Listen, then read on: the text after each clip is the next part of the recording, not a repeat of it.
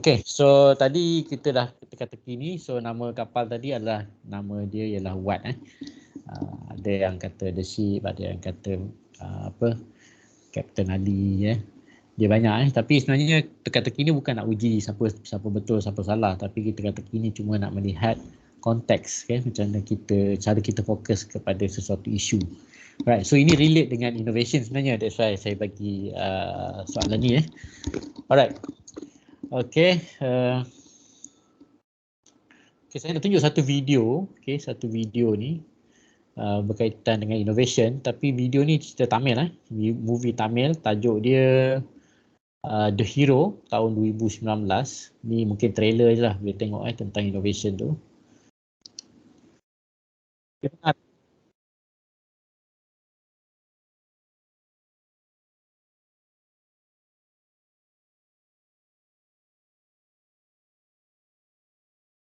Ni memang tak ada sound ke? Tak dengar You kena, masa nak share tu kena apa? Kena include computer sound kat atas tu.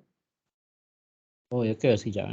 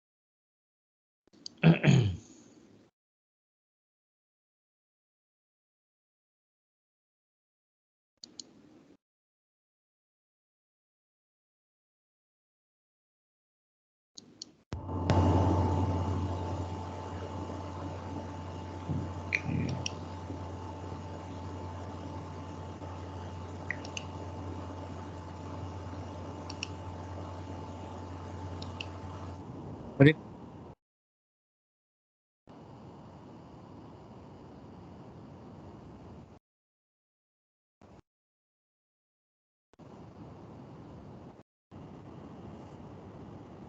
Tak dengar Cik Am ni. Tak dengar? Tak dengar. Tak dengar? Tak dengar, tak dengar. Tak dengar. Saya dah include dah ni. Dia punya audio dia tu. Saya rasa kena share dari source file dia, tak boleh daripada PowerPoint kot. Sebab ni include dalam PowerPoint. Oh, okey. Tak apalah, kita tengok je lah, tak ada suara. Sekejap rasa dah ni.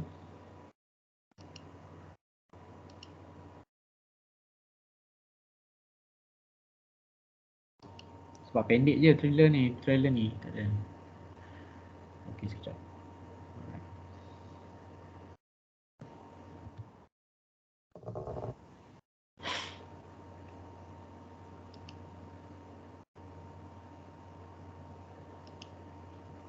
Okey. Tak apa, kita tengok dulu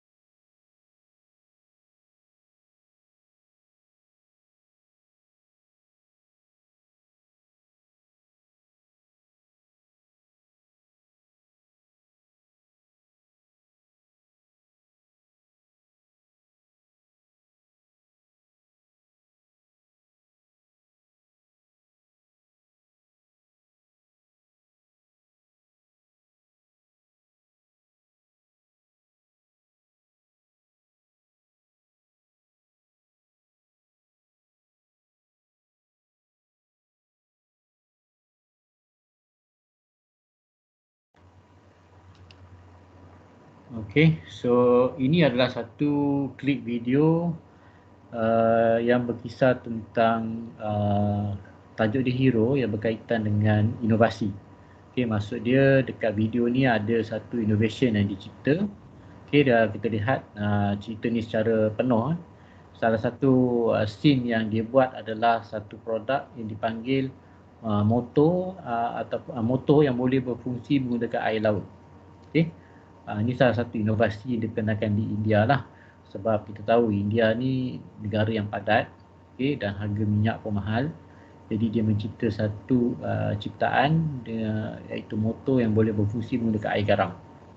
Jadi segala kos-kos motor kereta semua jadi murah sebabkan ada motor ni. Jadi pattern tu telah satu pattern telah dibuat lah, okay, berdasarkan hasil ciptaan ni. Tetapi ada cabaran. Okay, cabaran dia daripada company-company besar, giant company lah, especially syarikat-syarikat minyak yang marah dengan keadaan ni sebab bisnes mereka terjejas. Right. So jadi apa benda yang dia buat ialah dia cuba curi pattern tersebut untuk dijual kepada Middle East. Okay, tujuan dia untuk jual kepada Middle East supaya Middle East dapat menggunakan air laut, okay, untuk transportation, dan secara tak langsung minyak akan dijual dengan harga yang murah lah sebab kurang penggunaannya dan dia poolkan minyak kepada minyak dunia dan harga minyak boleh turun. So itu idea asalnya lah dalam inovasi ni. Okay, so jadi apa yang kita nampak kat sini adalah is a talent oriented, okay, iaitu innovation dan juga cabaran. Okay, apakah cabaran yang bila kita membuat sesuatu ciptaan baru, kita kena berhadapan dengan pesaing-pesaing ataupun syarikat-syarikat yang sedang menjalankan perniagaan dalam bidang itu. Okay, dan juga low cost innovation for community lah. Okay, maksud dia satu inovasi yang berkos rendah untuk community, iaitu penghasilan motor menggunakan air garam. Okay, so itu antara summary of the movie lah yang saya nampak. Okay, so apa yang kita dapat relate kat sini adalah supaya kita nak menghasilkan satu inovasi ni bukan mudah dan juga taklah susah mana. Cuma yang penting kat situ adalah kita kena ada cara. Macam mana kita nak make sure kan idea yang kita ada tu boleh diketengahkan. Okay. Alright. So that relate dengan movie tadi, apa yang kita nampak adalah satu perkara pertama yang kita perlu ada dalam setiap inovasi yang kita buat adalah is a creative thinking. Okay. Bagaimana kita nak mempersembahkan idea tersebut. Okay. Kat mana perspektifnya, fokus dia kat mana. Alright, so menggunakan creative thinking. Okay, sebab creative thinking ni dia menggunakan right brain. Okay, right brain hemisphere. Jadi kalau kita lihat kat situ, antara definisi creative thinking itu adalah ability to invent something new from not exist to exist. Okay, and then kat situ juga dia maklumkan involve mind or mental capability to give a few alternatives that are not bound from the norm. Okay, so jadi kat sini penggunaan creative thinking perlu dalam pada setiap pelajar-pelajar kita, pada setiap researcher kita, untuk kita berfikir di luar konteks ataupun di luar kotak. Okay, thinking out of the box. Okay, how do we represent that problem can be further expand into another innovation. Okay, can contribute to the benefit to the community. Alright. Okay, as we all know, the right brain contribute incline with the creativity, okay, imagination, transformative learning. So that's why kalau kita lihat the outside there, orang-orang seni dia banyak menggunakan right brain. Okay, the way they look at something differently.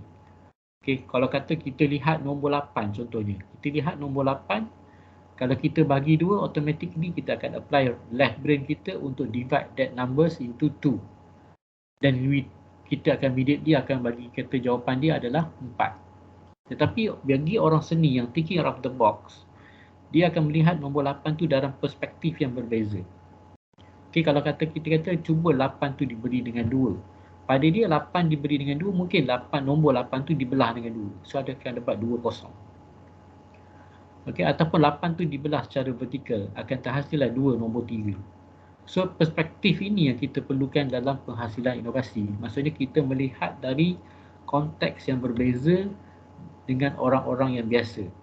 Okay, supaya kita dapat membantu dalam proses penyelesaian. Okay, so that's why kita kena ada kat situ adalah creativity. Alright, so creativity ni merupakan salah satu komponen penting kepada penjanaan idea. Okay, kalau kita lihat contoh ada juga idea-idea yang dihasilkan oleh orang-orang sebegini. Okay, kalau kita dengar sekarang ni kedengaran like crazy things. Okay, benda yang gila, benda yang macam bombastic, benda yang rasa macam tak boleh diterima akal. Right, saya bagi satu contoh. Kalau kita lihat satu ketika dulu, waktu mungkin 30 tahun lepas, 30 tahun lepas kita menggunakan kita menghantar surat menggunakan postman. Kita menghantar surat menggunakan postman. Alright.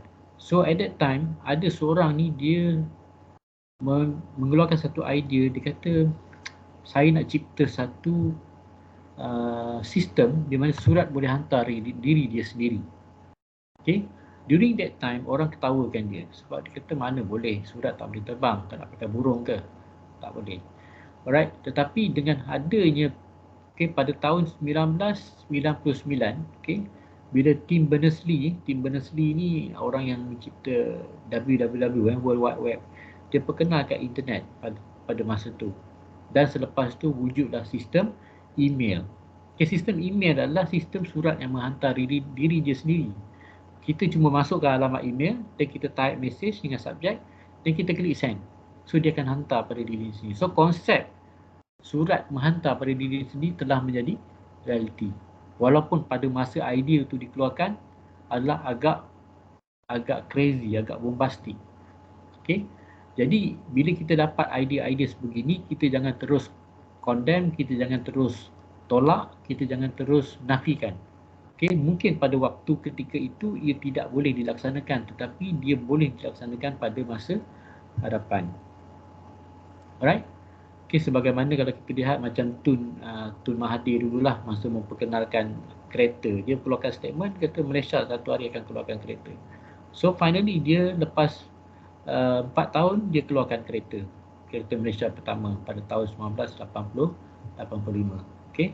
So walaupun pada waktu tu orang kata macam tak logik lah, susah nak buat lah kan, kos tinggi kan, tapi finally kalau dengan adanya pada tahun 1985 tu, potong saga tu, jadilah Malaysia pada hari ini.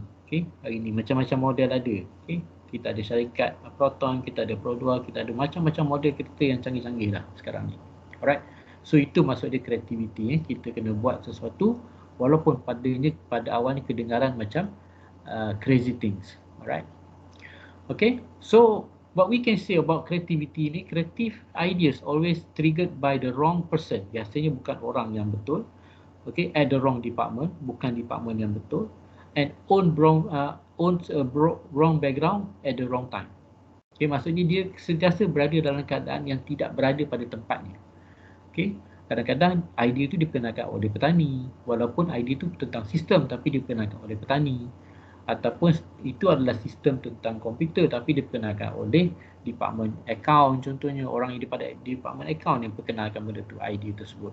Jadi di situ sebenarnya kita kena meraihkan segala kreatif ideas yang ada supaya kita boleh sama-sama untuk groom that idea, craft that idea and propose the solution to become an innovation. Alright. So another focus test kat sini. Cuba kita lihat. So when I was 6, my sister was half my age. Now I'm 70. How old my sister? Berapa umur adik perempuan dia?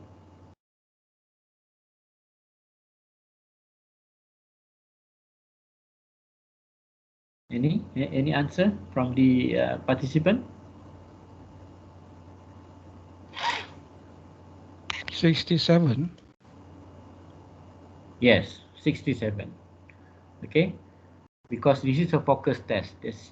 To look at it, how focus we on the question, and kalau kita bagi soalan ni kepada orang-orang di tempat lain, ada yang akan jawab 35. Okay, sebab dia akan baca apa? Dia akan baca word half tu sebagai trigger mind dia. Okay. Tapi kita fokus, kita baca the whole sentence, we try to understand and from there we can conclude. Okay, kepada orang-orang yang jenis baca sekadar capture the keyword, dia akan nampak itu adalah sebagai bahagi dua.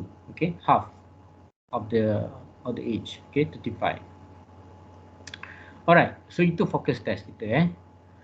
Alright, so ini satu lagi, satu case di mana inovasi telah menaikkan taraf sesuatu barang tersebut. Kalau kata contohnya kita ada besi buruk, nilainya RM5. So jika kita ambil besi itu, kita buatkan ladang kuda, nilainya akan jadi RM50.50. Tapi jika digunakan untuk buat jarum, nilainya akan meningkat kepada RM3,200. Jika menghasilkan spring jam, ia akan bernilai RM250,000. So beza di antara RM5 dengan RM250,000 adalah creativity. So that is why kalau kita dapat beli barang, sesuatu barang yang unik, kita tengok harga dia mahal. So harga mahal tu bukan diukur saja kepada bahan mentah, tetapi dilihat dari segi idea, bagaimana idea tersebut diketengahkan. Ada orang dia ambil besi buruk, dia buang aja. Ada orang dia ambil besi buruk, dia buat ampai. Ada orang dia ada besi buruk, dia menghasilkan something new. Something new kat situ. Jadi dia dapat meningkatkan kos berdasarkan besi buruk yang harganya RM5 kepada RM250,000. So itu adalah harga sesebuah kreativiti dan inovasi. Alright, maksudnya jauh lah beza dia. Jauh. So reka cipta abad ke-21, so ini adalah antara bidang-bidang yang kita explore at this point lah, at this moment. Dalam zaman sekarang ni kita cakap tentang clone, health product, AI, banyak lagi lah. Kita punya sub topik yang kita boleh masuk, especially robotics, gaming, intelligent car, dan juga genetic engineering. So ini antara bidang-bidang yang kebanyakannya tengah getting attention and hot topics for invention and innovation nowadays. Sebab kita mungkin susah kalau kata kita, sebab kita dekat Malaysia ni kita kurang orang yang mencipta sesuatu teknologi. Dan kita tidak lagi digelar negara pencipta teknologi, tapi kita adalah negara pengguna teknologi. So that is why kita ada problem dari segi istilah. Bagaimana kita nak menggunakan bahasa Melayu untuk represent sesuatu istilah yang berkaitan dengan teknologi. Alright. Alright. So ini another idea. This is invention lah. Kalau kita lihat Ukrainian engineer, maksudnya dia memperkenalkan satu detachable cabin. Satu cabin yang digunakan oleh kapal terbang yang boleh dipisahkan bila berlaku emergency. So bila berlaku emergency, berlaku letupan ke, kebakaran ke, so cabin tu akan break off. Dan dia akan deploy payung terjun lah, parachute, dan dia akan turun ke darat. Dia akan bawa passenger tu turun ke darat. Alright. So of course, invention macam ini adalah sangat penting dan sangat berguna. Dan impactnya juga tinggi kerana dia improve safety life. Dia meningkatkan keselamatan pengguna. Jadi kita boleh gunakan idea tersebut untuk diketengahkan. Alright. Alright, ni satu lagi idea, iaitu nak flykan Airbus A380 with Rolls-Royce engine menggunakan cooking oil for the first time. Maksudnya kita tak gunakan kerosene contohnya, kita gunakan cooking oil. So no wonder lah kalau lepas ni minyak akan jadi semahal-mahalnya, sebab itu salah satu inovasi. Tapi apa yang cuba dibuat oleh Airbus ni ialah dia cuma nak menyediakan alternatif sekiranya berlaku shortage kepada bahan api. Jadi dia ada alternatif. Alright, sekarang pun banyak research ataupun innovation yang dibuat menggunakan hidrogen, menggunakan gas, menggunakan elektrik. okay, untuk fly, to provide the alternative energy kepada airlines. Okay, so ini ada satu idea walaupun kita nampak macam berapa banyak minyak masak nak pakai kan untuk satu kapal terbang ni. Tapi benda tu adalah possible untuk kita buat supaya kita ada alternatives. So bila ada alternatif, kita boleh kontrol harga. Okay. Bila kita tak ada alternatif, kita akan jadi monopoli. So bila pasaran monopoli, dia akan menaikkan harga mengikut keadaannya. Okay. Kita tak ada kawalan kat situ. Alright, ini adalah satu video saya nak tunjuk, tapi sebabkan kita tak ada tak tahu setting komputer saya rasanya. Okay, yang ini adalah nanti saya boleh share lah dengan organizer link untuk capai ni. Ini adalah 5 invention yang dibuat oleh rakyat Malaysia. Okay, so antaranya yang saya ingat kat dalam video ni, dia cerita pasal face mask.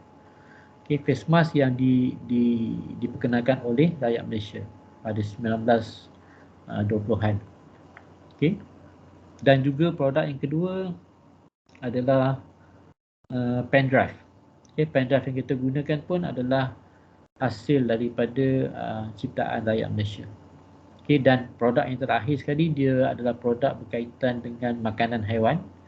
Okay, yang diperkenalkan oleh pelajar sekolah. Okay, dan makanan haiwan tersebut telah dipertandingkan di peringkat antarabangsa di Kanada, di Kanada. Okay, dan mendapat special award dan gold medal. Okay, hasil ciptaan makanan haiwan oleh pelajar sekolah. Okay, jadi apa yang kita cuba nak lihat kat sini, bahawa idea tersebut boleh datang daripada pelajar paling junior sehinggalah kepada orang yang paling senior. Okay, kalau orang yang paling senior tu kita tengoklah macam orang yang cipta KFC tu kan. Okay, Colonel tu, dia cipta KFC pada tahun pada umur dia 60. Okay, sampai sekarang idea dia sampai sekarang kekal. Okay, jadi banyak juga ciptaan-ciptaan ni kita boleh cipta based on kita punya creativity idea, dan kita kena make sure kan idea tersebut boleh dilaksanakan. Alright. Okay, so basically what is the most important thing that we need to understand is what is the difference between invention and innovation. Okay, if we can differentiate these two things, that means we really understand. So we can say that simply, this is invention, this is innovation. This is invention, this is innovation. Okay, what is invention especially, and what is innovation? Alright, so when we talk about this one, for example, okay, ni gambar straw. Okay, so gambar ni adalah invention ataupun innovation. Kalau dia innovation, kenapa? Kalau dia invention, kenapa? Any ideas from the participant or any ideas? Sebab saya yakin semua daripada kita ni pernah menyertai pertandingan inovasi ataupun tahu sedikit tentang apa itu inovasi. Jadi apa yang kita boleh lihat dekat sini, beza di antara invention dan innovation. So gambar dekat saya tunjuk ni adalah gambar invention ataupun innovation. Okay. Any answer? Any response from the audience?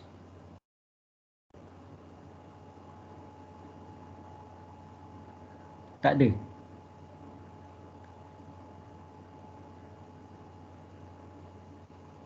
Ada tak? Gambar yang saya tunjuk ni, invention ataupun innovation?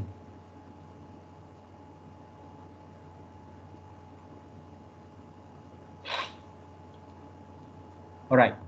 So kalau kita lihat kat sini, gambar ni adalah straw. Okay, gambar straw. Gambar straw ni adalah satu invention di mana dia memperkenalkan satu kaedah baru untuk minum air.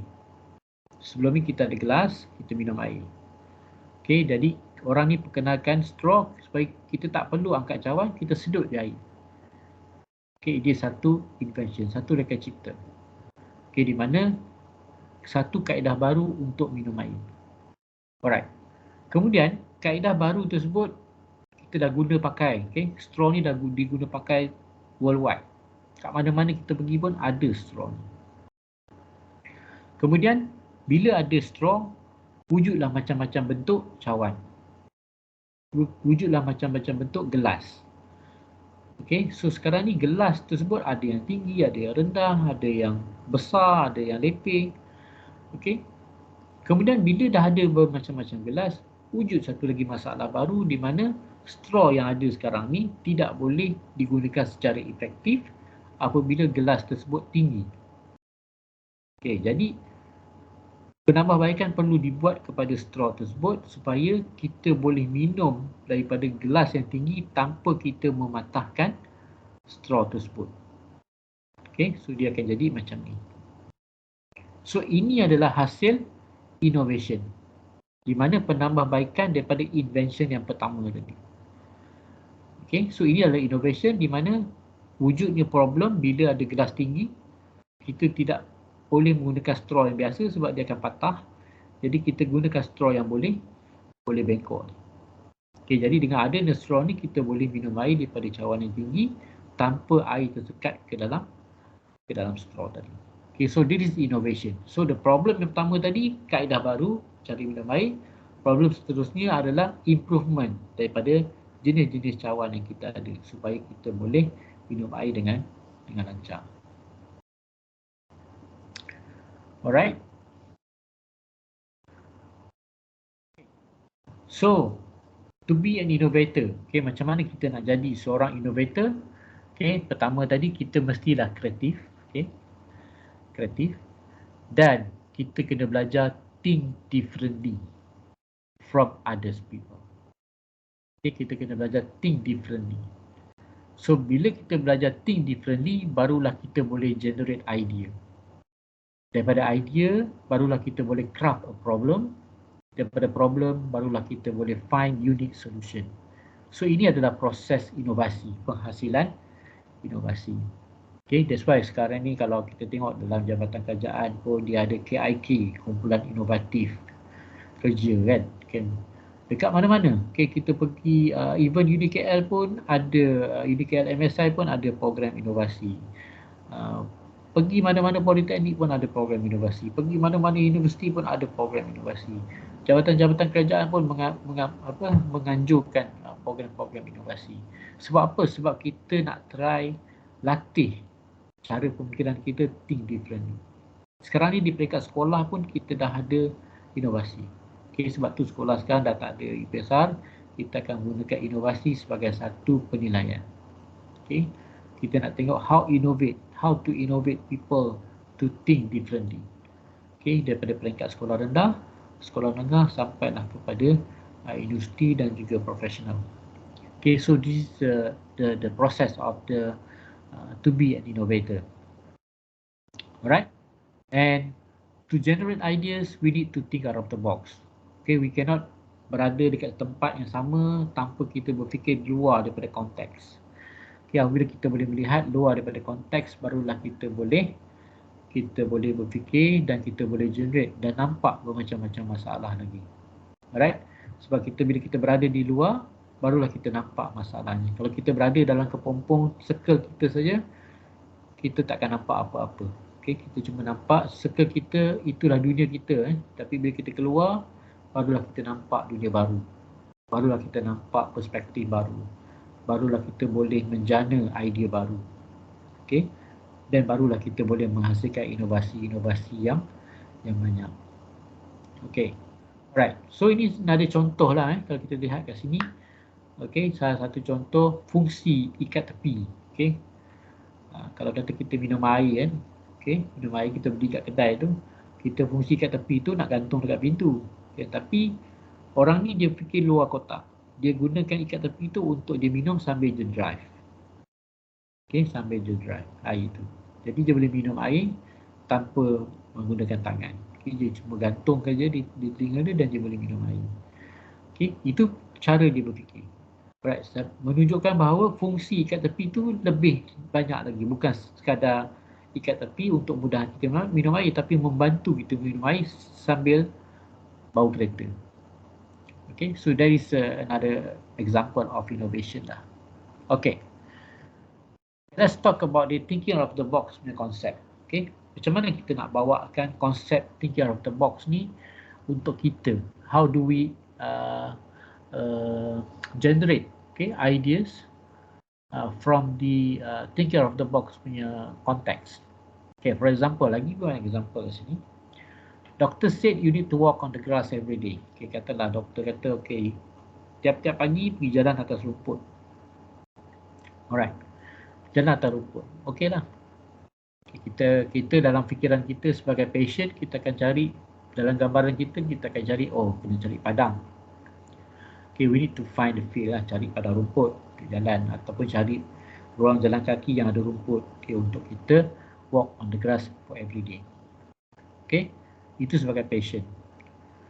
Alright, tapi ada juga keadaan-keadaan tertentu kita sukar nak cari rumput, especially bila kita duduk di rumah-rumah flat ataupun kondominium. Okay, it's very difficult to get grass. Right, very difficult to get grass. Okay, jadi biasanya as a patient kita akan melihat macam ni lah, kita akan cari rumput, cari padang rumput untuk kita walk on the grass every day.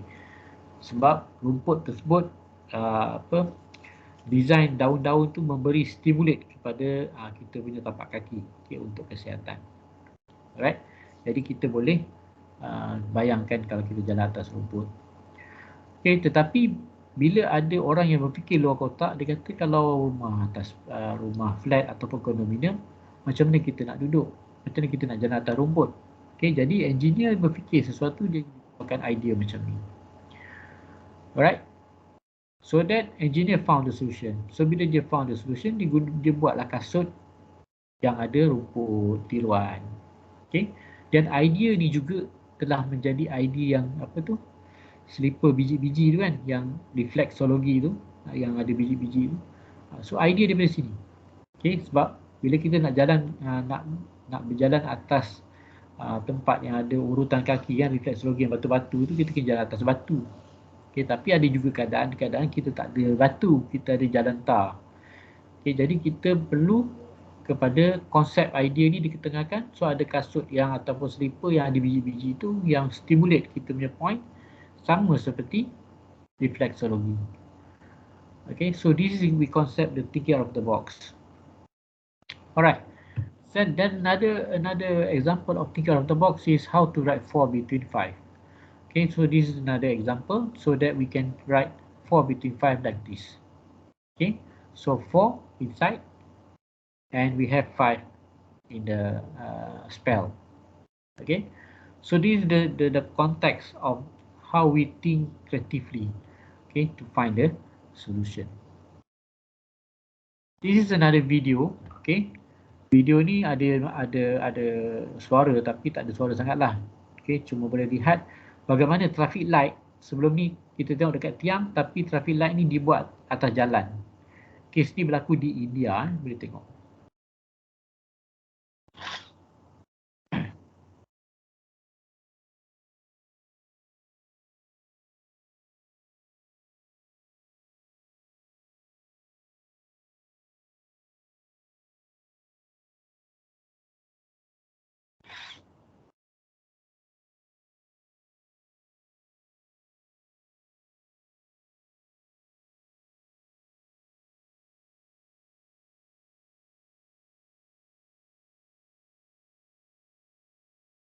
Ni nampak ke traffic light kat atas jalan tu?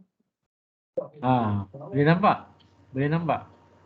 Okay, ini salah satu innovation lah sebenarnya, innovation. Sebab kita lihat ada setengah orang kadang-kadang bila kita bawa kereta, okay, dalam keadaan silau, kita tak nampak lampu traffic light, tak perasan. Jadi bila kat depan tu kita nampak.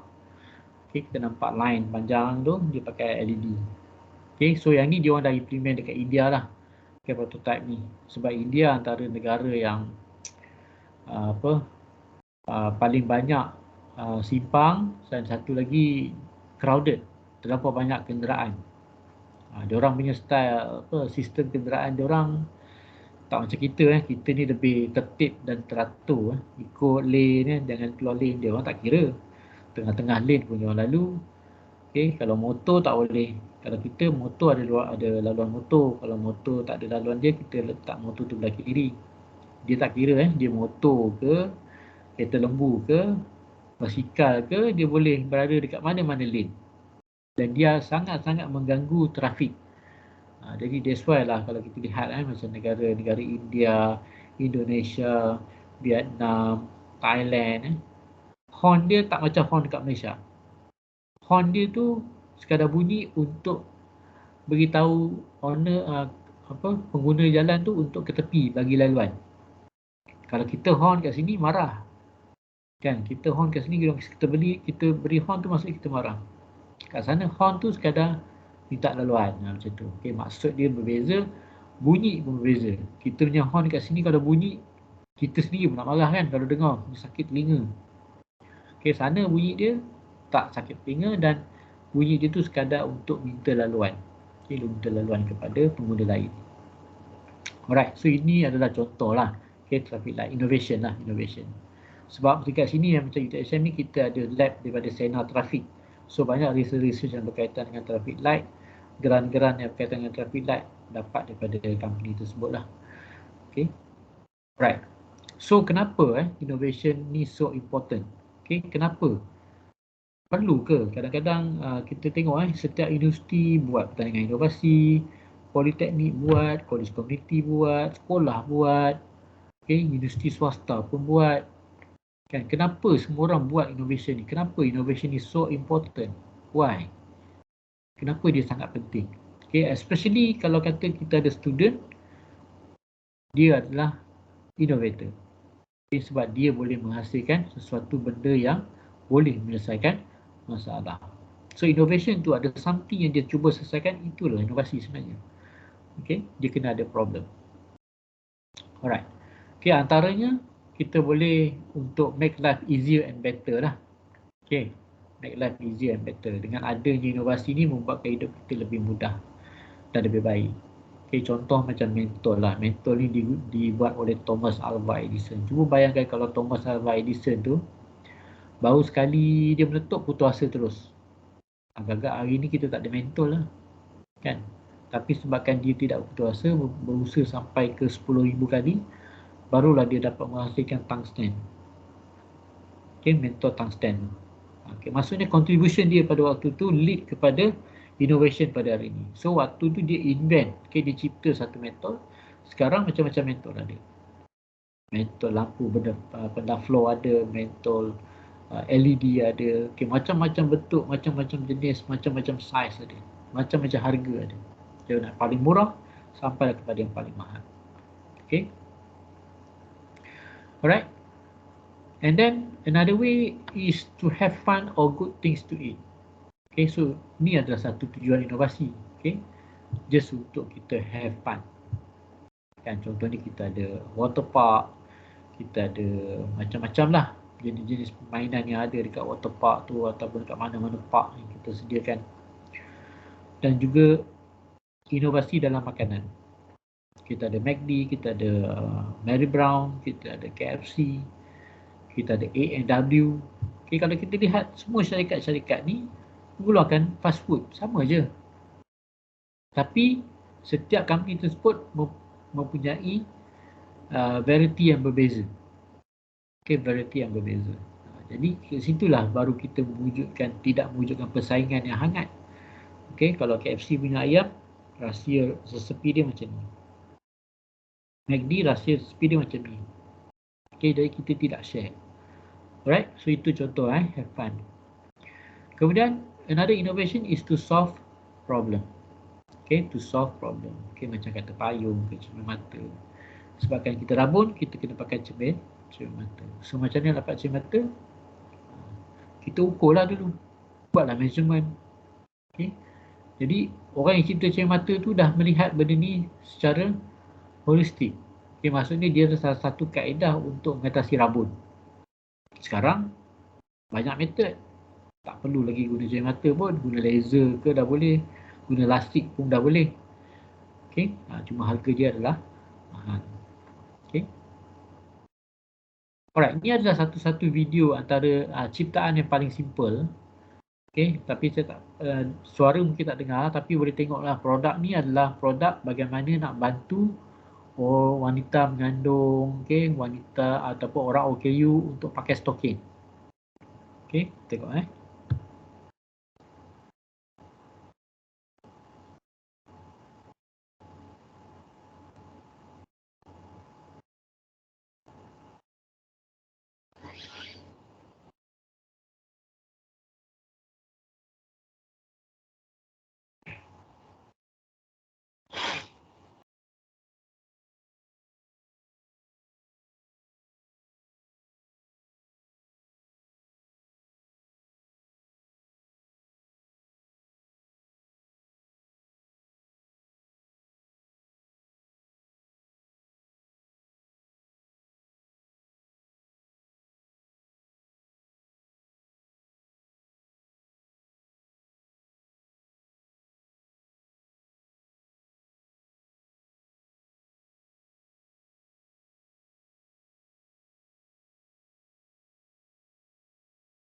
Alright.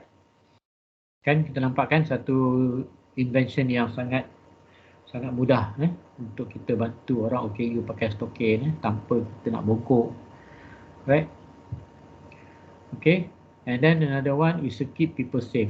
Ada juga inovasi-inovasi yang dicipta ni untuk keselamatan. Okay. Contohnya tadi face mask salah satu. Kemudian baby seat, baby seat vest, vest yang dicipta untuk orang terapung. Itu semua salah satu inovasi-inovasi yang membantu untuk kita selamat, meningkatkan keselamatan diri. Alright, jadi kalau kata ada vest ni susah kita nak tenggelam. Kalau kita ada mask, kita berlindung daripada udara-udara pencemaran. Kita ada baby seat untuk bagikan baby kita duduk dalam keadaan selesa dan selamat, tanpa kita duduk dekat riba kita tu kan. Alright. So ini sedikit tentang innovation competition. Kalau kata kita nak masuk ke pertandingan inovasi, pertama sekali kita kena tengoklah jenis pertandingan inovasi yang macam mana supaya dia sesuai dengan produk kita. Alright. Ini antara benda-benda kita kena tengok. Bila kita nak masuk mana-mana pertandingan inovasi, especially student kita lah. Student FYP kita nak masuk kita kena tengok sini. Pertama sekali competition info. Alright, contohnya kalau kita nak masuk, kita ada produk untuk mobile switch contohnya. Kita nak masuk mobile switch. Kita masuk, kita tengok competition info. Kalau kita masuk competition info tu yang fokus kepada social science, of course kita punya produk susah nak menang. Pasalnya penilaian dia adalah lebih kepada elemen-elemen sains sosial. Jadi kita kena baca dulu competition info yang ada. Yang kedua, kita kena buat poster. Poster. Alright. Ketiga, kita kena ada project documentation lah. Maksud dia macam, kalau kata student kita, dia ada thesis dia. Kalau kita ada publish paper, itu kita punya dokumen. Kemudian kita ada tak previous award ataupun kita first time masuk. Kalau first time masuk, tak ada award lah. Kalau kita pernah masuk sebelum ni, kita ada previous award. Next adalah intellectual property. Kita dah kena daftarkan. Alright, so recently pun saya baru balik daripada MyPo JB untuk daftarkan satu copyright produk yang akan bertanding di salah satu pertandingan inovasi anjuran UTSM. Source of funding jika ada. Kalau tak ada, kita buat je lah. Gunakan duit sendiri ke ataupun kumpul duit ramai-ramai satu tim ke. Kemudian related publication sekiranya ada. Alright. And then video. Video ni baru dulu tak ada. Sejak ada pandemik, kita menggunakan video salah satu elemen presentation lah, pembentangan. Kemudian result of the project dan juga collaborator sekiranya ada. Ada project, kita ada collaborator. So macam mana kita nak dapatkan collaborator? So ini adalah tugas pensyarah sebenarnya. Bila macam saya sebagai pensyarah, saya akan keluar. Saya akan keluar pergi ke mana-mana company. Kita akan looking for any potential project available. Kita akan tengok potential problem yang ada dekat luar tu dan kita bawa balik ke industri, then we ask our student to solve this problem. Gunakan sama ada dia final year project ke, ataupun dia buat LI ke, ataupun dia buat industrial project ke, untuk dia settlekan masalah tersebut. Sebab apa? Sebab dia akan closing the gap between the industry and the industry. So bila dia dah biasa selesaikan the real problem yang kita bawa daripada industri, so when they are going out for job, Okay, and they receive any assignment from industry, they will feel, oh, this one dah macam pernah buat, tak ada rasa masalah lagi, so dia dah biasa. Okay, so that's why saya biasanya saya akan keluar ke mana-mana company ataupun kilang mencari problem. That problem we bring back to the university dan give to the students. Saya akan discuss lah sikit tentang projek-projek yang pernah buat. Alright, so in the competition info biasanya kita akan dapat poster lah. Biasanya kalau dapat poster tu information kita baca lah. Okay, baca tema dia apa requirement specification. Okay, so baru ni kalau macam kami penganjur pertanian inovasi pun kita akan tengok projek ni relate atau tidak. Kalau tak relate kita tolak. Okay, that's why kita kena baca requirement specification dia dan juga rules and regulation. Okay, termasuk judging criteria apa yang kita akan nilai. Right, bukan kita buat saja tapi kita tak melihat kriteria apa yang dinilai. Dan juga fees sekiranya kita tak ada grant, mungkin kita akan melihat fees yang lebih rendah. Okay, dan juga potential publication opportunity. Okay, kadang-kadang sekarang ni banyakkan pertanian inovasi dia dah sediakan platform penerbitan. Okay, sama ada proceedings ataupun extended abstract. Right, so team kita kena lihat lah. Okay, kadang-kadang team yang dibuat tu kena tak dengan kita punya projek. So biasanya contohnya macam ni saya ambil daripada IRIA 2021. So teamnya adalah technology driven innovation driving transition to the new normal. Okay, waktu ni kita masih lagi dalam keadaan PKP dan pertandingan ini juga adalah dalam bentuk virtual. Okay, kalau kita lihat antara objektif penubuhan IRIA ni adalah untuk platform young inventors from primary school to university student to showcase their final year project. Kat sini kita nampak final year project. Okay, jadi kita dapat contohnya macam di UUM kita ada IRIA, di UTHM kita ada NICE, di UPSI kita ada VRICH, kan, dan di UniKL sendiri pun ada international FIP punya project competition. So that kenapa kita ada benda-benda ni semua, sebab kita nak cuba membudayakan inovasi dalam kalangan pelajar kita. Okay, ini contoh pertanian inovasi lain. Ini dia fokus kepada orang golongan kurang upaya. So mana-mana application yang kita buat yang support kepada OKU, masuk sini senang sikit nak menang. Sebab pertama kena dengan tema, kan, kena dengan tema dan memang kita punya produk tu contribute kepada OKU. Alright, rules and regulation kita kena baca juga untuk kita tahu macam mana nak hantar, apakah dokumen-dokumen yang dia minta, apakah kriteria-kriteria penilaian yang dia nilai, supaya kita tidak ketinggalan dan kita tidak menyediakan bahan yang tidak dinilai. Okay, contoh kalau dia kata, okay, mungkin dia kata kita kena submit video 5 minit, kita pergi hantar video 7 minit. Okay, kena pula juri yang strict. Okay, play 5 minit saja, 2 minit lagi burn. Dan 2 minit itulah yang paling banyak maklumat yang kita selit sebab di ujung-ujung. Kita tengok juri baca 5 minit pertama je. Kita nak baca yang seterusnya. Okay, itu hak juri. Kalau peraturannya dah kata 5 minit, video adalah 5 minit. Jangan terlebih 5 minit. Okay. Kurang tak apa, tapi kurang akan menyebabkan kurang markah juga sebab banyak info yang tak dapat letak. Okay. Requirement specification pun kita tengoklah. Okay, apakah video, spesifikasi video, poster yang kita nak hantar. Okay, kalau kita perlu ada non-disclosure agreement, okay, kita kena sign. Alright, fees kita kena tengok murah ke mahal. Kalau fees tu kita tak ada budget, ambillah fees yang murah. Kalau kita ada budget, kita boleh masuk kategori lain. Okay, ini adalah contoh poster. Okay, poster ni sekarang kita macam virtual lagi, kita tak ada lagi printed poster. Okay, tapi later on maybe next year kita akan ada printed poster. So biasa poster dia akan berada dalam bentuk A0 ataupun A1. Okay, jarang sekali dia akan buat dalam bentuk A2. Okay, biasanya A0 dan A1. Jadi kalau boleh poster pun kita akan kurangkan teks, tak nak banyak sangat teks. Okay, cukuplah information yang ada tu sekadar nak terangkan produk tu produk apa dia punya novelty, apa dia punya usefulness, apa dia punya produk functionality, kemudian commerciality and market potential, kemudian last sekali apakah collaborator kita. Alright, Okay, ini contoh poster yang saya punya lah. Okay, apakah yang perlu ada pada poster? Okay. So bila kita perlu ada kat poster ni, apa benda kita perlu letak adalah title, okay, author names, okay, product description, okay, novelty, usefulness, dan juga result dan potential market. Okay. So maklumat tambahan contohnya macam award, recognition, publication, IP, collaborator tu adalah additional. Okay. Jadi bila kita buat poster, pastikan maklumat-maklumat ni ada dalam kita punya poster. Dan biasanya juri akan menilai. Okay. Poster-poster ni berdasarkan maklumat-maklumat yang diberi. Right. So ini another poster lah. Contoh-contoh poster my student. Okay. Sudah FYP lah. Okay. Basically sudah FYP. Yang belah kiri tu adalah real time driver drowsiness detection.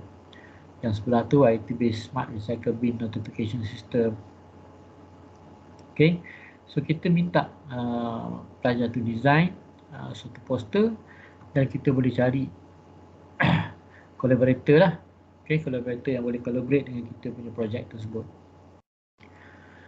Okay. Then awards and recognition. Okay, kalau kita first time kita tak ada lagi award ni. Okay, tapi bila kita dah pernah masuk, so kita akan ada previously recognized dan type of award. Okay, so dalam award ni biasanya dalam inovasi kita ada gold, bronze ataupun silver. Okay. Tetapi dalam banyak keadaan kita bukan saja ada gold, silver, bronze, tapi kita ada juga special award. Okay. So special award ni pula diberi oleh penganjur ataupun third party kepada mana-mana projek yang difikirkan sesuai. Okay. Kalau macam contohnya gold, silver dengan bronze, dia akan menggunakan rubrik markah penilaian. Okay, maksudnya juri perlu nilai video dengan poster tu mengikut rubrik yang disediakan. Okay, supaya mudah. Tetapi special award, dia tidak ada rubrik. Special award adalah bergantung kepada third party ataupun individu-individu yang nak bagi award tersebut. Dan dia tak ada rubrik dan dia akan dinilai menggunakan kepakaran individu tersebut. Okay, contoh kalau macam kita masuk produk pertanian kan, kita dapat gold. Kemudian produk kita tu dinilai oleh Mardi, contohnya Mardi nak bagi special award on Mardi. Okay, anugerah tanaman contohnya. Jadi kita dapat masuk, itu adalah hadiah kepada hadiah khas. Okay, datang daripada Mardi. Alright. Ini contoh-contoh grant, contoh-contoh medal yang ada lah. Okay, kita boleh dapat best project, best product, okay, best innovation, alright, best poster, okay. Okay, so first time or previously recognized. Okay, kalau kita nak submit kepada competition tu, kalau first time no issue lah. Tapi kalau dah previously recognized, contohnya kita dah pernah hantar, pastikan kita dah improve sedikit. Okay, untuk submit kepada another competition. Or submit the current one innovation to higher level. Ataupun kita masuk innovation tersebut ke level yang lebih tinggi. Contohnya kalau kita dah masuk peringkat nasional, kita dapat gold, kita hantar pula peringkat international. Okay, untuk kita berlawan dengan arena antarabangsa lah dengan orang-orang lain yang berada di luar negara. Okay. So video biasanya kita akan present the key points about innovation. Okay. Dan juga dalam lingkungan 5 minit lah hingga 7 minit. Max biasanya 10 minit.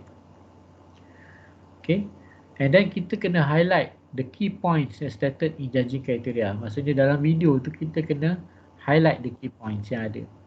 Dan snapshot all evidence and demo if necessary. Okay. And then put related evidence, screenshot, image or etc. Okay, itu adalah video. Okay, ini contoh sample video presented at Hyperlace. Okay, nanti saya masukkan dalam drive lah sebab ini tak ada suara. Okay. Video di VReach 2021 oleh UPSI. UPSI pun ada pertandingan inovasi dalam kalangan pelajar iaitu VReach program. Okay. And then ini sampel video yang present dekat Euro Event 2021, okay, yang berpakaran di Romania. Okay, kita menggunakan video sebab kita tak ada pada waktu tu, ialah pandemik kan, tak boleh nak jalan, jadi kita buat video. Right, intellectual property. Okay, intellectual property ni dia create of the minds. Okay, invention, literacy, artistic work, symbol, name and image used in commerce. Okay, maksudnya setiap ciptaan kita, okay, kita perlu daftarkan dengan Perbadanan Harta Intelek.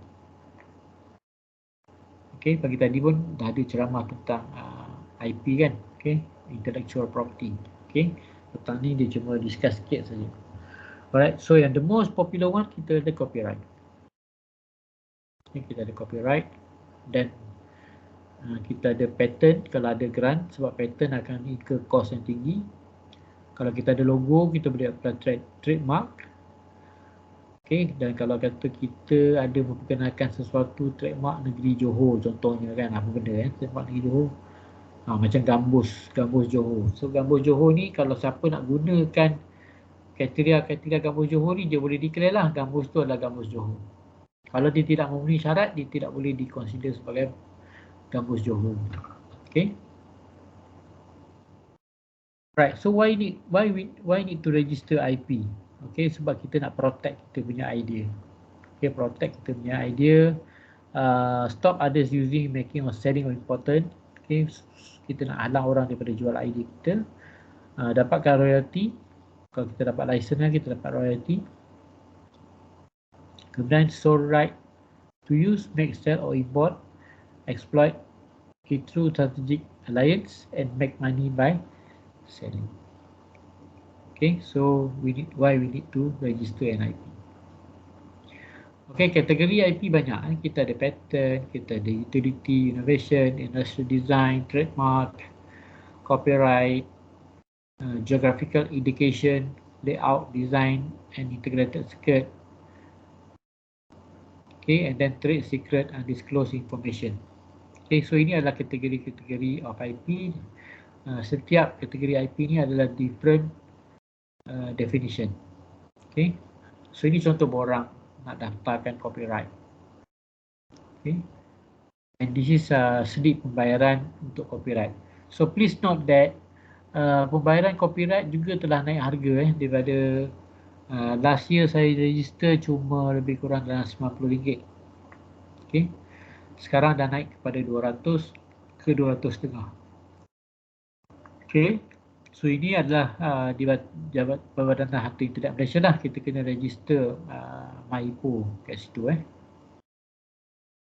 Alright, source of funding. Okay, sekiranya projek kita tu ada funding, dan kita boleh ketengahkan lah, go for commercial. Alright, sekiranya kita ada funding, state dalam poster. Okay, an official letter as a proof of evidence. Okay, jadi source of funding ni sebenarnya untuk kita dapatkan dana. Okay, untuk melaksanakan projek tersebut. Okay, so kita lihat sedikit tentang hasil ciptaan ataupun hasil inovasi yang saya dah buat di UTHM. Okay, ini adalah satu produk Smart Recycle Bin. Okay, ada tiga final year student akan buat projek ni. Dah buat sebenarnya dah buat. Dan kita dapat grant daripada UTHM sendiri, Product Development Grant. Dan juga kita ada PRJS, iaitu mula tahun 2015 hingga 2017. Dan sekarang kita ada PRJS 2.0 okay, untuk projek ni. Okay. So the overall process ni kita lihat bahawa kita nak buang sampah recycle dan kita boleh bagi point kepada pengguna. So macam mana kaedah implementation dia, kita boleh lihat gambar rajah ni. Okay, kita buang sampah dan kita touchkan kad tu dekat panel, then all the marks will be transferred into the database, and then from the web portal student may access the particular database to retrieve the data.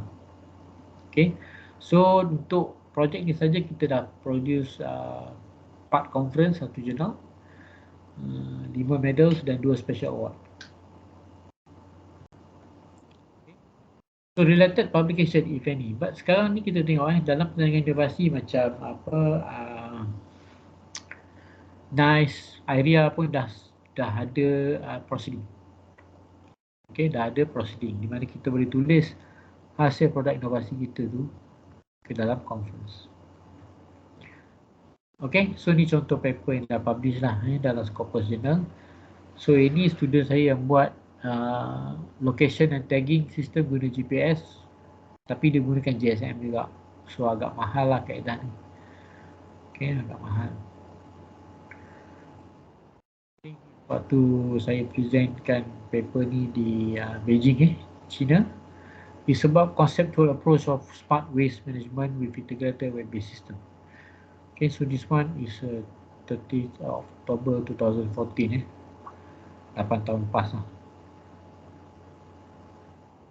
Ini contoh paper yang dikeluarkan, iaitu concept paper approach on smart waste management system with integrated web-based system. Okay, ini contoh web-based system. Okay. So ini another paper presented dekat Istanbul, Turkey. Okay. But it still focus on the reward and redemption for smart recycle system.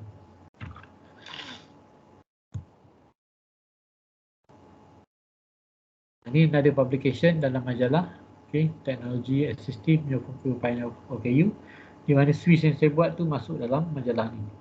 Dan saya gabungkan juga dengan projek-projek daripada Politeknik yang similar lah, supaya kita boleh kategoriskan di bawah satu kategori, iaitu Teknologi Assistive ataupun Menyokong Keupayaan OKU. Right. So selain daripada tu, kita boleh present of the result. Okay, dan kita ada banyaklah representasi result, sama ada dalam bentuk development product, kit, standard procedure ataupun policy.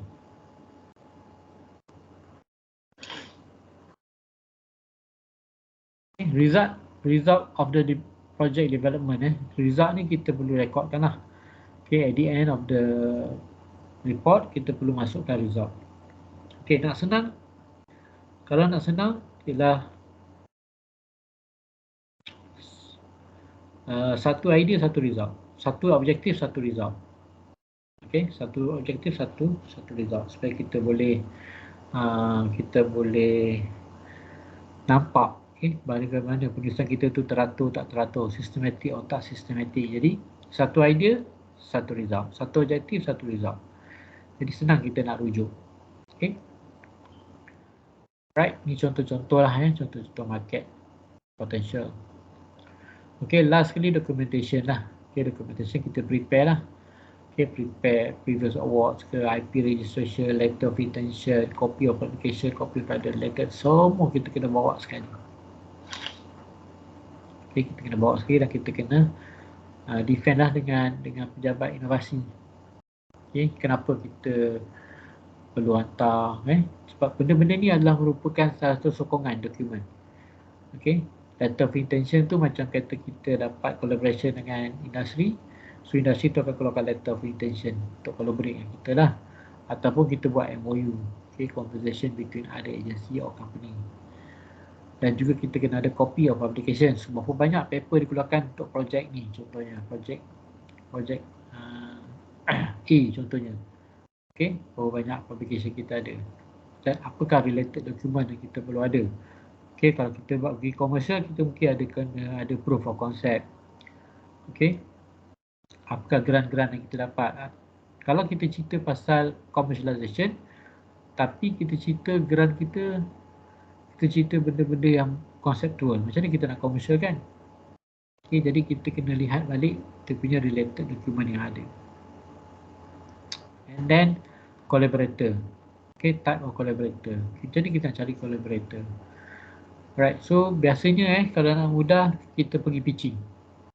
Kan sekarang ni kalau macam kat pencipta ataupun MTE ataupun iTex, dia ada pitching punya booth.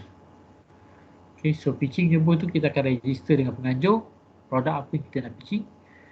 Nanti penganjur akan contact semua editor ke collaborator datang untuk dengar pembentangan ni. Okay, so kita akan dapat collaborator lah. So biasanya collaborator once dia terima, dia akan keluarkan letter of intent ataupun MOU lah. Okay.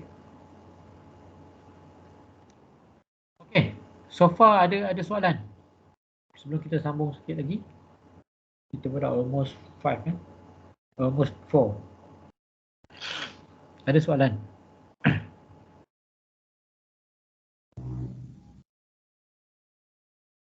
Senyap je. Am I audible clearly? Yes, yes. Okay. Alright, so tak ada, kita sambung lah sikit lagi. Okay, okay. Alright. Okay, so kenapa kita perlu ada collaborator? Sebab kita nak pastikan idea kita ni boleh dilaksanakan. Okay, bila kita masuk satu perjalanan inovasi, contohnya kita masuk produk A, dan produk kita tu ada innovative ideas yang kita cuba present kat situ, ada solution. Dan solution tu ada company yang berminat. Jadi menunjukkan bahawa idea tersebut ada commercialization potential yang kita boleh ketengahkan, di mana kita boleh meyakinkan para juri yang kita punya idea ataupun projek kita ni memang serius. Salah satunya lah. Okay, bila kita ada collaborator. Alright.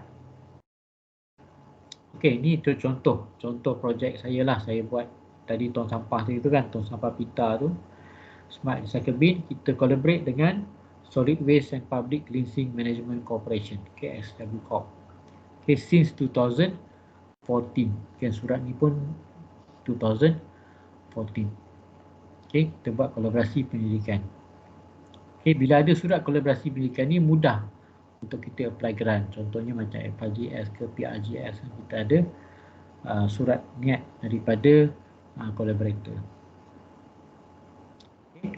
Ini pula contoh collaborator tentang projek satu lagi, iaitu berkaitan dengan Switch Home Automation System for Disabled People. Ini waktu ni kita buat discussion dengan Sutras and Marvias Neighborhood dekat Kuala Lumpur pada tahun 2015. Okay, yang ini surat dikeluarkan oleh pihak Sutras. Sutras.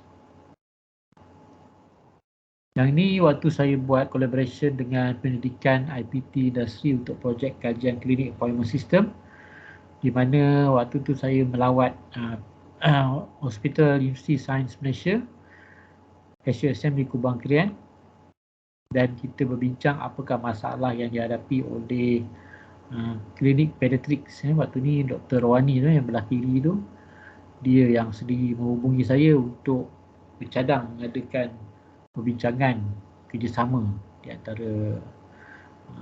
antara universiti dengan hospital. Okey, jadi surat kolaborasi dikeluarkan dan kita ada pun perbincangan bersama dengan collaborator. So kita bincang tu, kita ambil aspek ni, apa problem dia, dan that problem saya balik ke universiti, kita bagi pada FYP student. Okay, can you develop the patient appointment reminder system? Okay, mungkin ada 2-3 platform. Satu pelajar buat pakai SMS, satu pelajar buat pakai Blink contohnya, satu pelajar buat menggunakan Telegram contohnya. Okay, jadi kita bagi 3 orang pelajar solve the same problem but different platform. Okay, different platform. Okay, Dr. Helmi, jadi maksudnya sekarang ni bila kita nak start approach orang ni kan, kata macam kita nak collaborate, kita tak perlu tunjuk proof of concept anything ke? Jadi macam mana? Okay. Saya macam interested jugalah kan, macam ada beberapa macam saya terfikir juga nak buat apa orang kata collaboration dengan jenis kurnia tentang autism.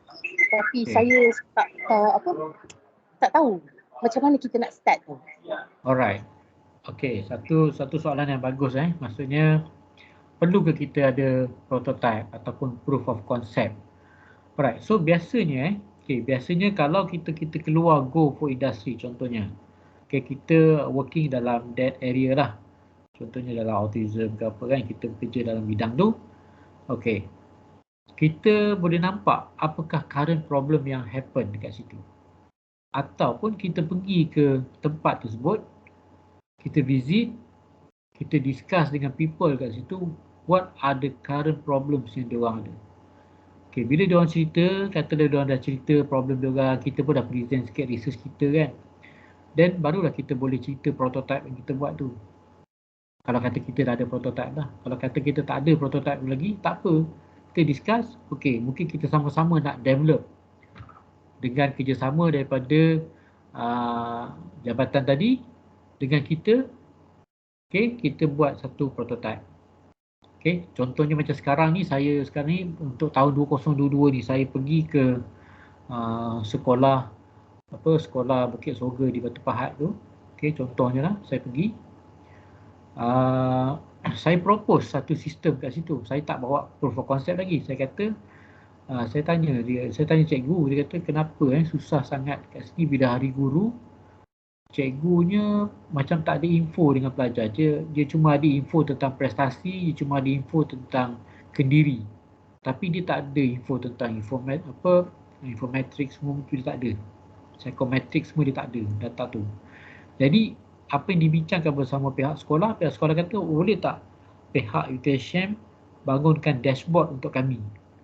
So dashboard tu dia akan ada lah, bila kita type aja nombor IC pelajar tu akan ada keluar kata 6 biji dashboard. So dashboard pertama dia punya academic performance, dashboard kedua dia punya pendekatan ke diri, dashboard ketiga dia punya tata susila, dashboard keempat dia punya maklumat sukan, dashboard kelima dia punya maklumat tentang psychometrics, dashboard ketujuh dan lain-lain. Jadi bila kita tunjuk kat ibu bapa sistem ni, ibu bapa pun boleh tahu, oh performance akademik anak dia 70%. Oh performance psychometrik anak dia 80%. Jadi di situ dah memberi gambaran kepada ibu bapa tentang prestasi pelajar secara keseluruhan. Jadi cikgu pun mudah, ibu bapa pun mudah. Jadi sekarang ni projek tu kita buat bersama dengan sekolah untuk pilot. Jadi kalau kata pihak doktor nak buat benda tu, boleh. Kalau dah ada prototype lagi bagus, kalau tak ada prototype pun tak apa. Sebab kita punya tugas memang kena keluar looking for partners, looking for collaborators. Kita akan keluar. Okay, macam saya ni, saya keluar sendiri. Saya terima email daripada HUSM, saya keluar sendiri, saya drive. Seorang je, saya drive seorang je. Saya tak pergi bawa kawan pun. Okay, kalau macam ni, saya kebetulan kami attend Pencipta.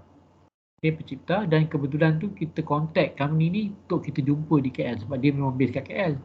Jadi kalau kita dekat Johor, nak suruh dia datang Johor, memang tak lah kan. Jadi kebetulan kita ke KL, kita set sekali meeting. Waktu ni meeting waktu malam ni.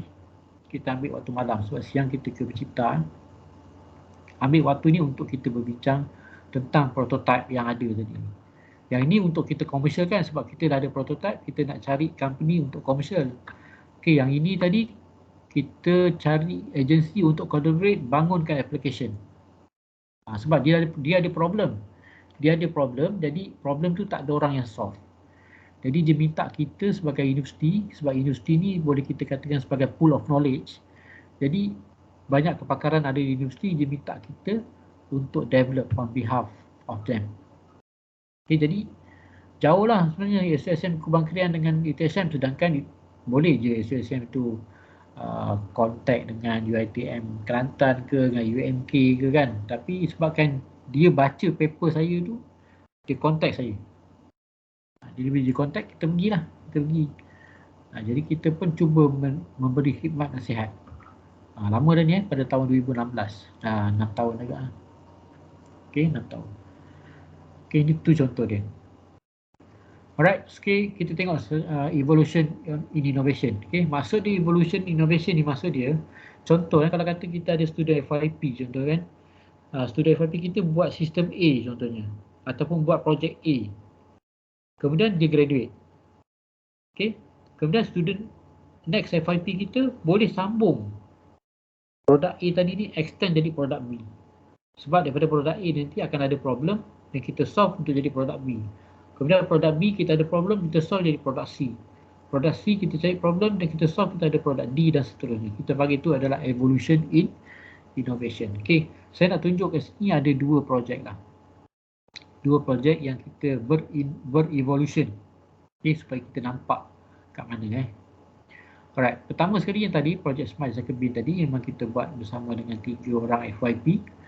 Okay, daripada selepas dia orang buat proof of concept tu lah baru kita apply grant. Dah ada konsepnya, dah ada prototype-nya, barulah kita apply grant dalaman. Dan baru kita apply grant luaran, grant KPT. Okay, sebab idea untuk membangunkan Smart Recycle Bin ni kita dah ada. Di mana kita pada waktu tu kita nampak always berlaku misuse of facilities. Kita tengok sekarang ni orang tak buangkan kita punya apa recycle waste tu bersepah-sepah kan, tak buang, tak terkumpul, tak segregate dengan betul kan. Jadi apa kita nampak ini problem dia adalah kita nak increase the awareness. Kita tak boleh educate lagi, kita kena increase dulu awareness. Okay, so bila kita increase awareness, kita kena menggunakan some kind of technology lah supaya kita boleh increase the motivation, okay, of the consumer. Okay, sebab kalau tak ada kesedaran, orang takkan recycle.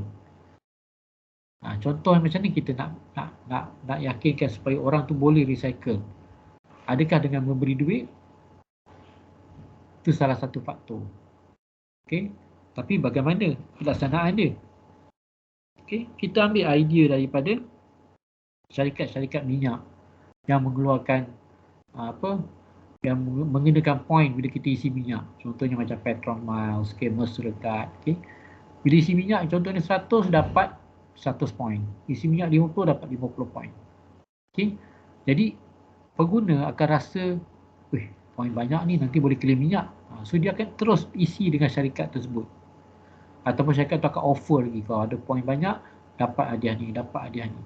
Jadi konsep tu kita bawa ke dalam Smart Recycle Bin, di mana dengan adanya point dan point tu boleh redeem, di mana pengguna boleh mendapat motivasi untuk recycle. Okay, jadi kita pun untuk increase awareness dia, kita tak educate lagi. Okay, sebab kita tahu memang kesedaran kita amat rendah sekarang ni. Okay, kita punya recycling rate dekat Malaysia 5%. Sekarang ni pada tahun 2020, 2021 kita nak increase at least 20%. Okay, ini goal KPKT lah. Okay, goal pada KPKT.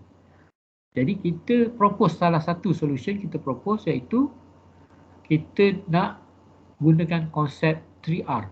Reduce, reuse and recycle concept. Okay, so kita gunakan konsep itu, di mana kita gunakan reward and redemption system. Alright, jadi sekarang ni masalah dia macam ni. Current practice lah, ini before pandemic lah before pandemic. Current practice dia macam ni. Siapa yang minat collect all those kind of recycle waste, kumpul kat rumah, seminggu sekali hantar in bulky kepada drop point. Dia timbang lah berapa banyak kertas, berapa banyak botol. Saya pun buat juga benda ni. Kat rumah saya praktis benda ni. Saya simpan. Kadang-kadang report pelajar tu kumpul banyak. Okay, botol-botol kumpul. Seminggu sekali kita bawa ke drop point. Tapi selepas pandemik ni, okay, majlis pun dah ada idea di mana setiap hari, 1 minggu sekali dia akan adakan 1 hari collect recycle waste saja. Dia tak ambil solid waste. Okay, jadi tu dah ada usaha dah tu. Dah ada usaha. Jadi usaha tu dia cuma berlaku dekat rumah. Maksudnya kalau dekat pejabat, dekat sekolah, dekat pasar, dia masih lagi berterabur. Okay, dia tidak ada lagi satu konsep bagaimana kita nak segregatekan. Kalau recycle waste, buang dekat tong recycle. Okay, kalau solid waste, buang satu dekat tong solid waste. Itu antara problem yang berlaku.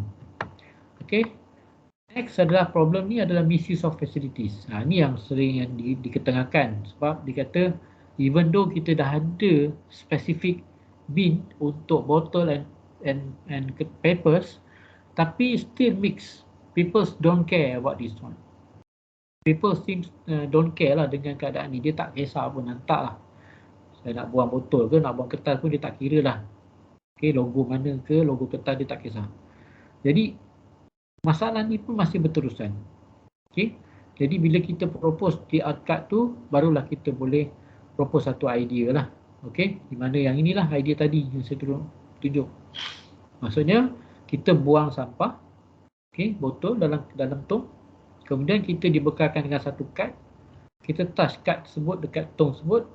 Jadi sampah yang dibuang tadi akan ditimbang. Okey, jadi jumlah berat tu akan direkodkan dalam kad dan juga direkodkan dekat panel tong sampah tersebut.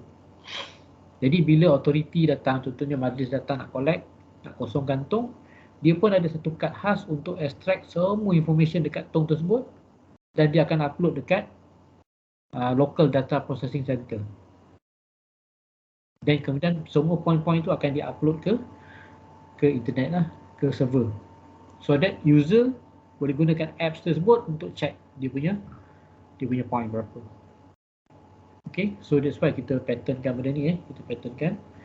Dan konsep paper ni pun, ini adalah konsep dia. Saya tulis satu paper, saya publish dekat satu conference di China, okay, di Beijing pada tahun 2014. Only konsep, dia cerita pasal konsep saja. Okay, dan sedikit literature lah dia letak. Okay. Right, ini contoh, ini adalah kerjasama, ini lawatan SW Corp di UTSM pada waktu tu lah, tim kami di Makmal waktu tu. Ini adalah first prototype yang berada dekat depan tu, first prototype yang kita buat. Okay. Ni prototype yang pertama tu, gambar dia macam ni. Maksudnya kita modify tong yang diberi oleh SW Corp, kita modify saja tong tersebut. Okay, so kita hantar. Waktu ni satu pelajar PSM, FYP yang buat.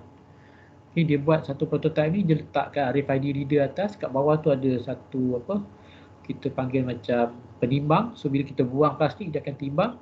So dia akan, kemudian kita touch card tu, dia akan rekodkan bacaan.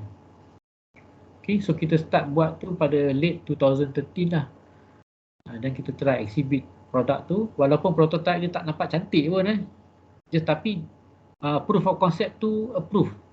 Okay, dia boleh buktikan konsep tu berjalan, jadi kita dapatlah gold medal dekat UTSM exhibition pada waktu tu.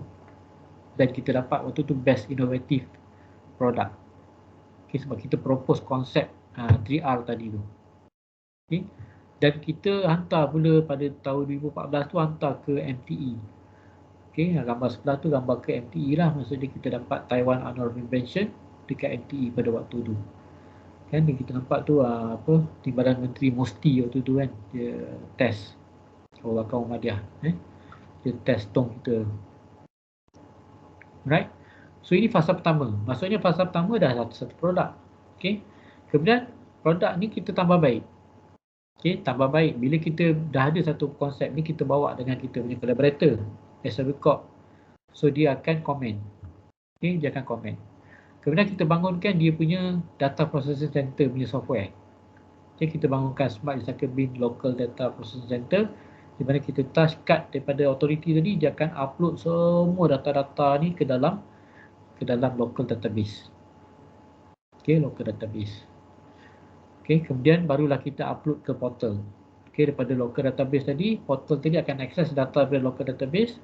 So dia boleh sediakan maklumat untuk consumer lah, untuk melihat accumulated points, offer vouchers and redemption, dia punya general setting of the conversion rates dan juga transaction record. Okay, kita buang sampah kat mana? Tong A hari ni kita buat dekat tong A, petang lagi kita buat dekat tong B. So transaction tu ada dua dekat kita punya transaction. Alright. So jadi portal ni pun boleh digunakan untuk melihat melalui apps. Okay, jadi apps untuk melihat Smart Recycle Bin punya points.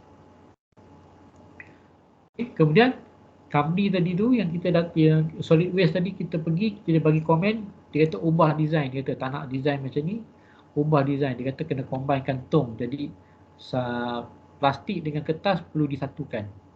So dah tak ada kaca, dah tak ada, can dah tak ada, can akan combine dengan plastik. So pada tahun 2015 tu kita come out dengan new prototype. So new prototype ni, another student working on these things. Okay, sebab dia dah rupa pun dah lain, design pun dah lain. Okay, dia punya sistem pun dah berbeza sedikit. Okay, so ni adalah second prototype after comments from industry. Okay, kita exhibit dekat 1 million bottles. Okay. Datang lagi komen daripada industri, kita develop satu lagi prototype, third prototype. Sebab dia kata kalau dalam pasar dia tu kertas kurang, banyak botol. Dia kata better sediakan botol dulu. So kita separate balik. Keluarkan untuk botol saja, botol air 1.5 tu. Kita tak fokus pada botol yang 5 liter tu, tapi 1.5 sebab yang itu botol yang paling banyak dekat pasar ataupun sekolah, pejabat. Jadi kita bangunkan ni, sistem baru juga kita upgrade. Kita pakai touchscreen punya ni sistem. Okay. Jadi bila kita dah develop ni, third prototype ni, barulah kita install dekat Solid Waste Corporation Malaysia. Yang ini adalah final product pada 2017. Kita buat pilot test. Okay, pilot test. Sekarang ni masih jalan lagi untuk upgrading untuk pilot test robustness punya konsep. Okay. Right. Kemudian, okay, daripada sini kita dah siap satu prototype. Okay, satu prototype untuk 3R konsep tadi. Kemudian kita dah tahu dah, tong ni kalau penuh, kan, tak ada notification. Bila penuh dia overflow lah. Overflow. Ataupun bila penuh dia stuck. Dekat apa tempat lubang nak masuk botol tadi tu dia stuck. Okay. Jadi ada masalah baru. So kita buat satu lagi masalah, iaitu GSM based Smart Recycle Bin Notification System pula. Kita buat notification system bila penuh, habaq mai dekat authority. Okay, jadi bila kita buat penuh, kita buat satu lagi mekanisme. So, sistem yang baru ni detect level of trash dan send notification signal dan juga tag the location on maps. Okay, tiga benda kita fokus di situ. Okay, extended project from Smart Recycle Bin. Okay, yang ini kenapa saya kata extended project, sebab dia lain grant. Dia tak campur dengan grant tadi. Lain grant. Saya apply lain grant, lepas student tu dah proof of concept, saya apply grant pula untuk projek ni. Okay, saya apply grant untuk projek ni. So dapatlah another 20k kan untuk buat another next project. Okay, kemudian daripada projek sini kita buat, okay, kita buat problem statement dan kita bagi pada student. Okay, kita bagi student, okay, this is your problem, buat projek ni. Okay, tapi dia buatlah dummy dia punya tong sendiri, dia tak ambil lah tong yang sebenar ni, dia guna dummy bin dia lah. Okay, untuk check penuh dia bagi notification. Okay, so kita hantar, okay, student ni pergi bertanding dekat mana-mana innovation.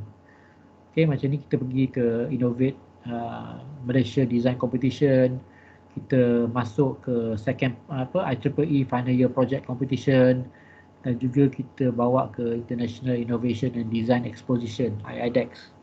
Okay, pada tahun yang sama kita masuk 3 dekat KL lah. KL. Okay, so ini konsep yang student tadi buat. Okay, dia buat notification system guna GSM. Guna GSM. Tapi kita tahu GSM ni memang mahal sebab SMS dia satu SMS tu dia ada charge. Okay, so daripada situ tadi kita dah hantar tiga innovation, kita boleh publish satu paper. Okay, publish satu paper. Alright. Okay, so kat sini kita nampak dah. Walaupun projek yang tadi kita extend, tetapi dia boleh pergi lagi solve lagi another problem. Right. Okay, yang ni saya bawa student lah. Saya bawa student pergi ke Innovate Malaysia Design Competition dan juga ke International Innovation and Design Exposition. Okay, di Selangor, BITM Shah Alam. Okay, ni kalau tengok kat tong bawah tu, tu tong dummy yang student tu buat lah. Okay, tong dummy yang student tu buat. Okay, so kita nampak kat sini kita bawa pelajar untuk masuk projek FYP. Okay, so ini adalah problem yang dia punya block diagram. So, setiap FYP kita, kalau boleh kita bagi pelajar tu problem dan kita minta dia develop dia punya FYP, dia punya block diagram untuk nampakkan flow overall project tu. Okay, macam ni lah flow point of view. Okay, maksudnya orang tu buang sampah dalam tong, okay, tong tu penuh, dia akan hantar notification pada phone, okay, kemudian dia akan contact pergi hantar pada authority akan contact konsesi lah truck untuk kosongkan tong tersebut. So itu dia punya point. Okay, itu dia punya point. Alright. Kemudian tadi kita tahu dah GSM tadi memang mahal. Jadi kita try another method. So kita guna Blink. Okay, kita guna Blink. Kita guna tong yang sama ni. Tong pelajar tadi, tong yang sama. Pelajar yang sebelum tadi. Kita cuma modify je. Guna Blink. Okay, guna Blink. So guna Blink pada tahun 2018. Kita bertanding di IRIA UUM dan juga di IMIT SIC Narathewat Thailand. Jadi kita bertanding kat situ. So dapatlah silver medal. Dan juga kita dapat satu lagi publication IoT based. Tadi GSM based, dia IoT based. Smart Circle Beam Notification System. So present dekat Vienna, Austria. Okay. So ini poster, contoh poster yang inilah student tu buat. Okay. Right. So ini adalah total recognition yang kita dapat daripada 2013 tadi sampai dah ke 2018. Okay.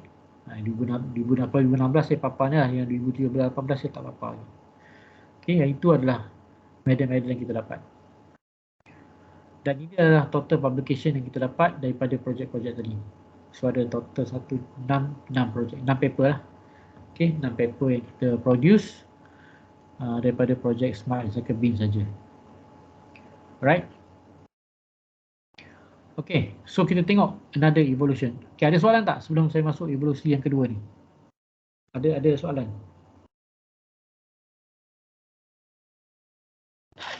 Okay, kalau tak ada soalan saya masuk sikit untuk evolusi nombor 2 ni. Okay, yang kedua ni kita ambil masalah OKU. Okay, OKU dia nak petik switch susah kalau dia ada kat rumah. Especially elderly dengan disable lah. Okay, dia susah. Dan dia kena berada dalam position macam ni untuk dia petik switch. Jadi kita propose untuk develop satu mobile switch. Mobile switch untuk dia onkan lampu kipas menggunakan mobile apps. Okay. So tadi, yang ni tadi yang kita bincang, yang saya bincang dengan company dekat KL tadi tu. Yang Sutras dengan Sutras yang Berhad tadi tu. Okay. Problem tu lah. Okay. Right. So kita bangunkan prototype pertama. Okay. Prototype pertama kita buat satu mobile apps dan kita develop dia punya prototype. Okay. Kita test. Okay. Kita test dekat rumah.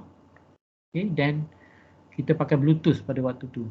Pasal kita considerkan tak semua orang ada Wi-Fi pada tahun 2015 kan. Not everyone ada Wi-Fi. Jadi kita pakai Bluetooth.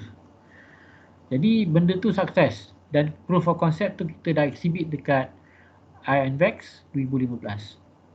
So dapat gold medal dengan special award. Ni projek FIP je ni. Okay, projek FIP saja. Kita hantar. Okay, pakai Bluetooth.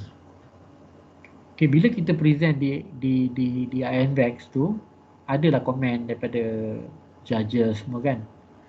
So dia kata lepas discuss dengan company, lepas kita considerkan judges punya komen, okay, kita develop kita punya another upgrade version. Okay, so ini gambar kita discuss dengan Sutras dan Mabias dan Berhad pada 2015.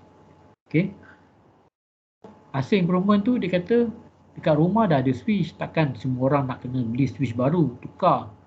Dia kata why don't you modify switch yang sedia ada tu, you tambah je Bluetooth module dalam tu.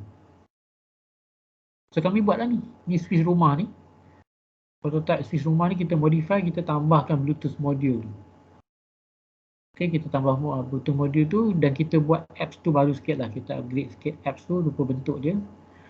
Jadi kita boleh exhibit lagi. Kita exhibit lah dekat pencipta, dekat IDEA, dekat IRIA, kita buat. Dan finally kita dapat gold medal lah. Lepas 2 kali bronze medal. Right. Kenapa dia susah dan dia kurang popular? Sebab switch tu kita modify. Jadi orang kata macam kalau rumah kita ada 10 switch lah kena modify. Jadi dia dah jadi tak praktikal. Okay, tak praktikal.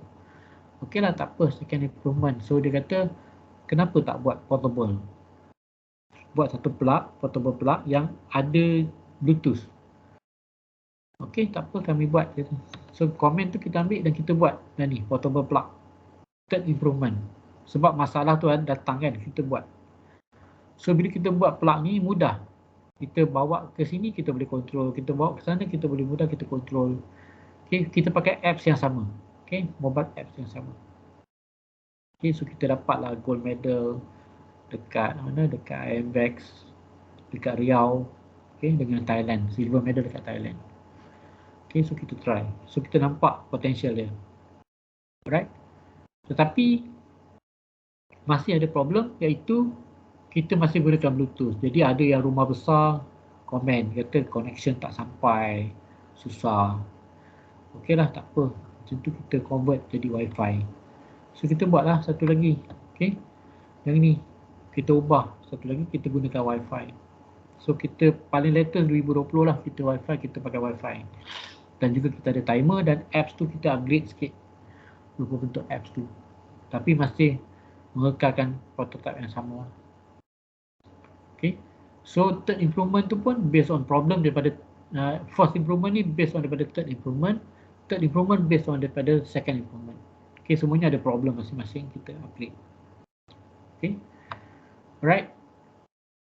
Kemudian kita publish satu artikel di One Cosmic. Okay, teknologi sistem menyokong keupayaan OKU, iaitu kita cerita pasal switch tu juga dan juga kita cerita beberapa lagi teknologi OKU lah.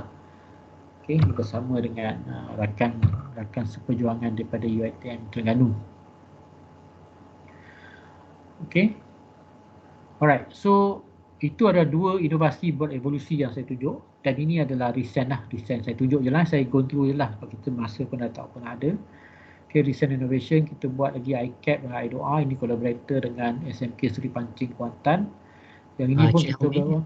Yes. I just want to let you know that we have 5 more minutes before we end. Yes, I just mentioned, I just went through. Okay, right. Alright. Okay, so this one is a collaboration between the school, KSMK, then we bring them to Thailand Inventors Day in 2020. Alright. This is a collaboration between the UTHM. And this one, the product of the iCap is a COVID-19 compliant cap, which can transform into the smart LED device, can transform into the prayer mat, okay, and Copia as well. Okay. And this one is IDOA, okay, to educate the children and memorizing the Doa reading, okay, when they step in the mat provided at home. So the mat provided with the switch, and the switch will read the Doa. Okay. And this one, Easy Umbrella, also with the school, the same school. Also they receive another, this one is silver medal, I think. Okay, this silver medal at Thailand. And this one is latest one with the College Vocational ERP Aziza. It's a borang ukuran badan and we received the gold medal here. Okay, and this one is a collaboration project between this UTHM UPSI, okay, to develop the Jawi AR apps. Okay, this one also the final year project develop this kind of apps. Right, this one is a MySign, it's a wireless wearable sign language translator device. Also to help these mute people to communicate with the normal people and normal people to communicate with the mute people with the aid of smart globes and the apps. Okay, this one also we receive quite numbers of grants and quite number of medals. This one also developed by 3 FYP and 1 PhD students for this project. This one is intelligent mosquito trap system developed by my FYP student as well. This one is a collaboration project between the 4th university here. Okay, and then we receive gold medal as well for IRIA and silver medal for proof of concept. Okay, this one is the team from the 4th university. Okay, one from UMP, one from UNIZA, one from MIMOS, and me and my friend from UTHM. Okay, this one IoT vehicle collection system, also my FYP, also going for another to create exhibition, okay, to present their products. Okay. This one also received the Anugerah Timbalan Dekan during the poster conference exhibition. And this one also, my student developed the IoT-based mosquito trap monitoring system and received the gold medal at IRIA. Okay, this one, so I bring the 2 students, okay, my student bring to the Thailand, Prince of Narathiwat University, to attend the IMET SSIC at Narathiwat in 2019. And this one, my student doing the driver drowsiness detection system and exhibit in UPSI, Virich. Okay, so they receive gold and best project, and also exhibit in IVReach and the PAMVEX in 2020 and receive the gold medal and certificate of appreciation, and also exhibit in the European Exhibition of Creativity Innovation and get the silver medal. Alright. So this one also battery monitoring system. Also, one of the problem came from the company of the electric vehicle. Okay, so this is the problem that I get to modify the battery monitoring system with the IoT system so that we can pass the problem to the student. And another visit for potential innovation projects. So this one for the SAJ. Okay, we are securing the problem from the SAJ. We have two problems here: water leakage data reporting and IoT-based billing reminder. And this one from the factory, Progentech Solutions Neighborhood also. So we get the three projects here. Okay, integrated tools monitoring, smart machine operation, and component defect identification system.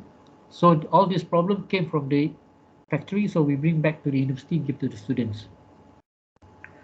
Alright, so this one is a visit for Ladang Chili to see the potential application for IoT.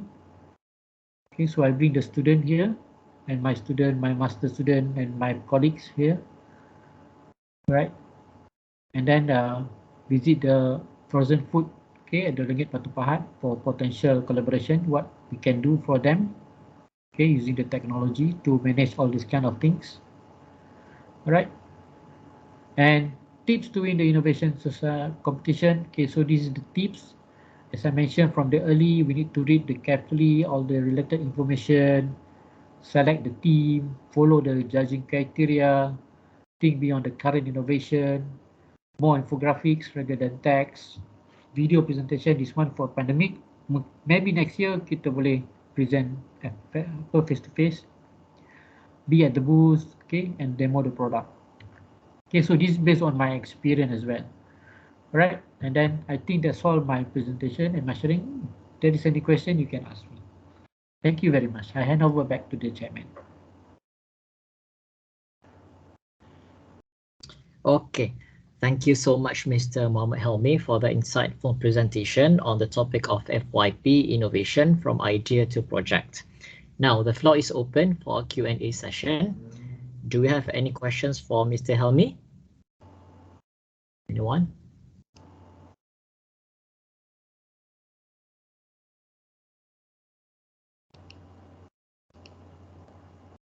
You may leave your comments in the chat box.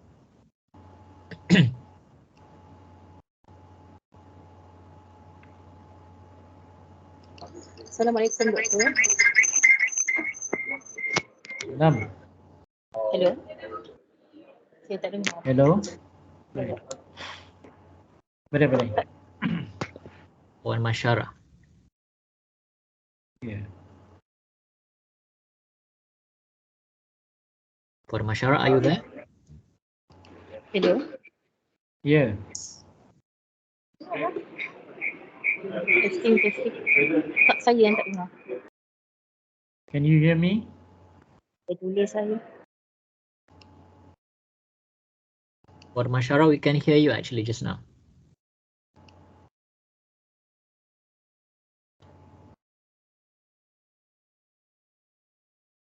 Network tak elok. Network tak elok.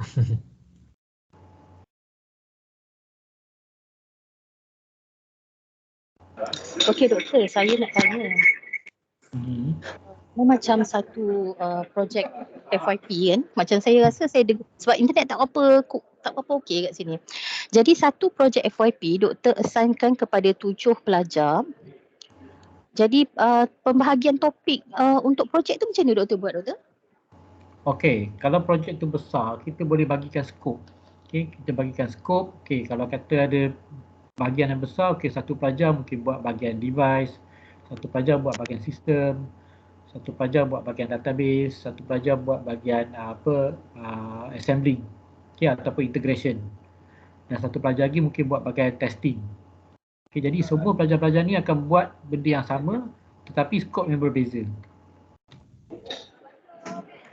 Okey, ada tak pernah doktor macam hadapi macam projek kita dedicate pada student, tapi projek tu tak mencapai?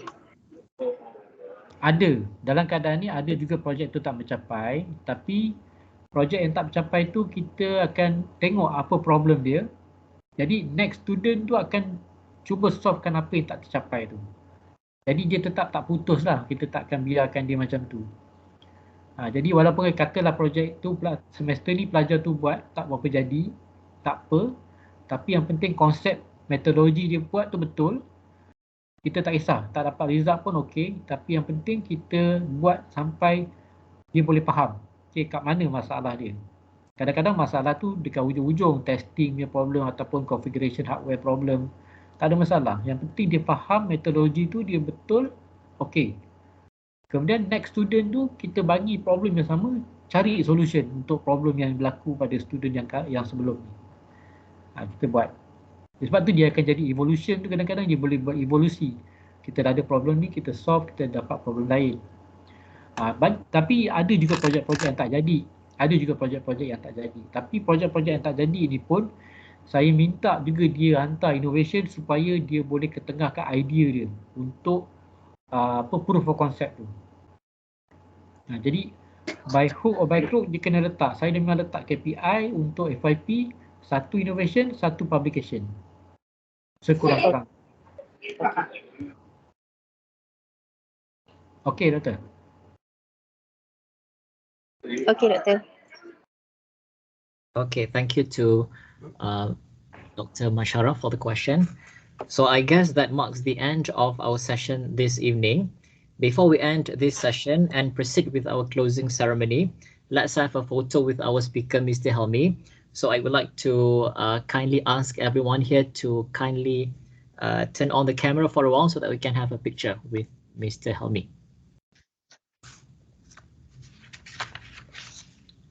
Dr. Ira will be taking the picture, I believe. Yes. Okay.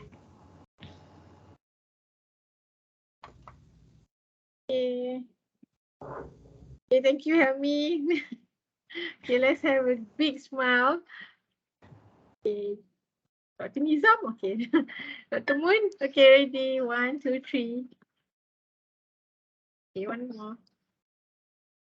Okay. Thank you, Dr. Husna. Okay. On behalf of UniKL, I would like to express my sincere thanks again to Mr. Helmi for being here with us despite the electricity problems earlier. So thank you so much, Mr. Helmi. All right, thank you very much.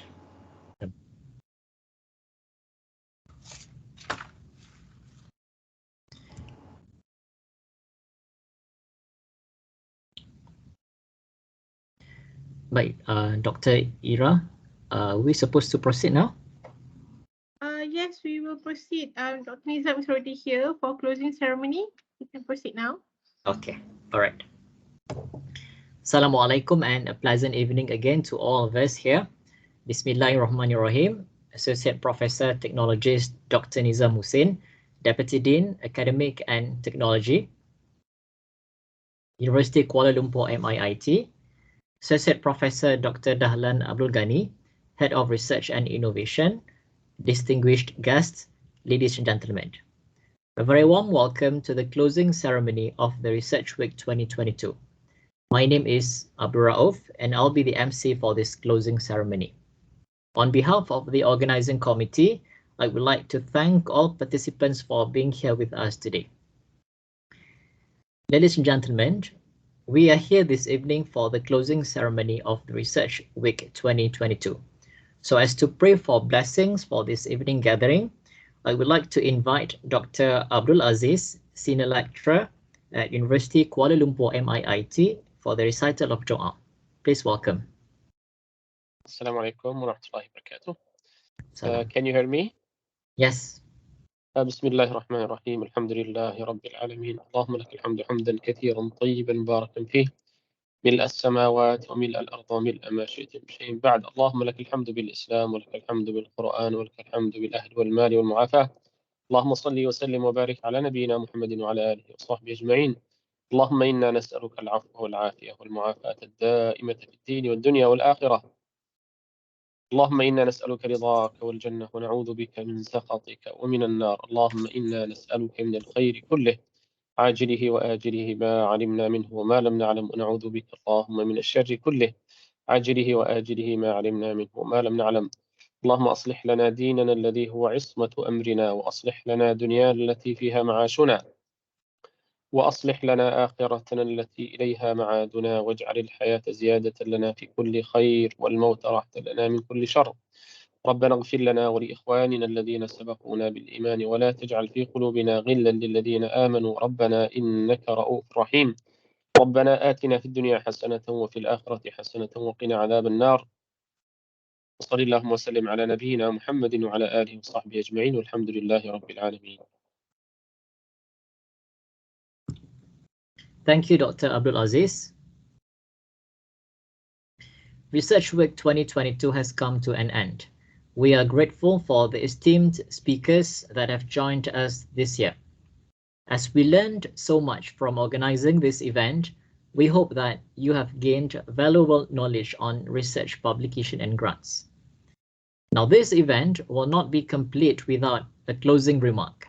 Hence, without further ado, we would like to invite Associate Professor, Technologist, Dr. Nizam Hussain, Deputy Dean, Academic and Technology, University Kuala Lumpur, MIIT, to deliver a few words before we end our evening today.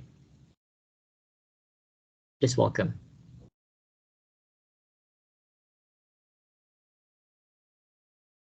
Sorry.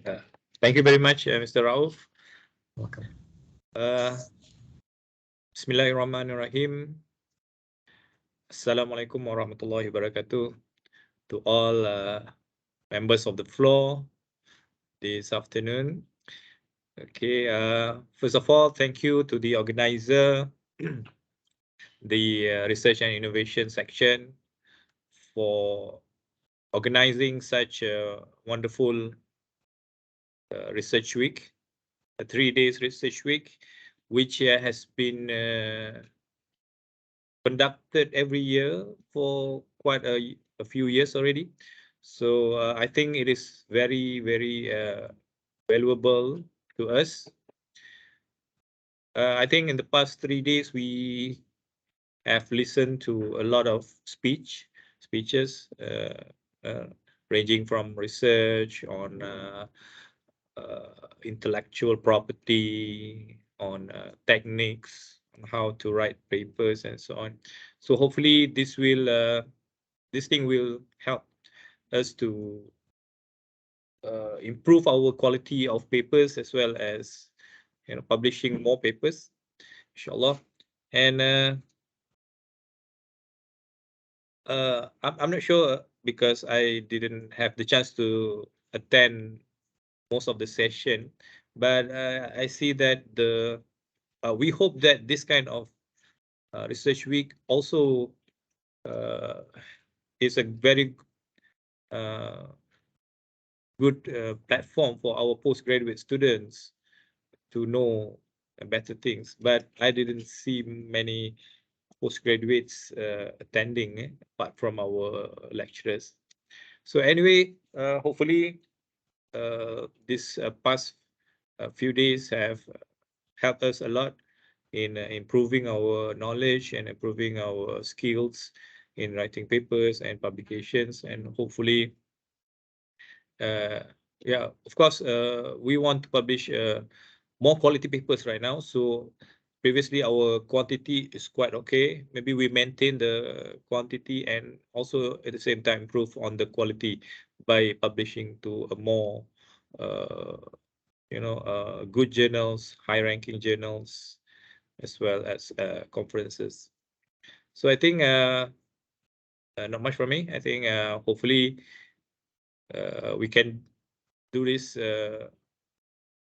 every year, and then hopefully maybe RAI can have some measurement on how this research week has helped us in improving our quality of publications and so on. And I think with that, we close the research week 2022, and hopefully we see again next year, inshallah. Assalamualaikum warahmatullahi wabarakatuh. Waalaikumsalam warahmatullahi wabarakatuh. Thank you, Associate Professor Dr. Nizam Hussain. In conjunction with the Research Week 2022, University Kuala Lumpur MIIT would like to honor lecturers for their involvement and efforts in their research work. This research award recognizes the recipients' outstanding research activities in the year of 2021. On that note, we have come to the highlight of the Research Week 2022, which is the presenting of awards. Hence, without further ado, let us begin the award ceremony. Now, there are two award categories. The first one is Top Researcher 2021, and the second one is Top Grants Achiever 2021. For the category of Top Researcher 2021, the award goes to Professor Dr. Shahrul Niza Musa. And for category of Top Grants Achiever 2021, the award goes to Mr. Arif Majmi. Congratulations, the award recipients. We have come to the end of this Research Week 2022. On behalf of the Research Week Organizing Committee, I would like to express my warmest gratitude to everyone who has made this Research Week 2022 possible and successful. May we pause for a while for the azan?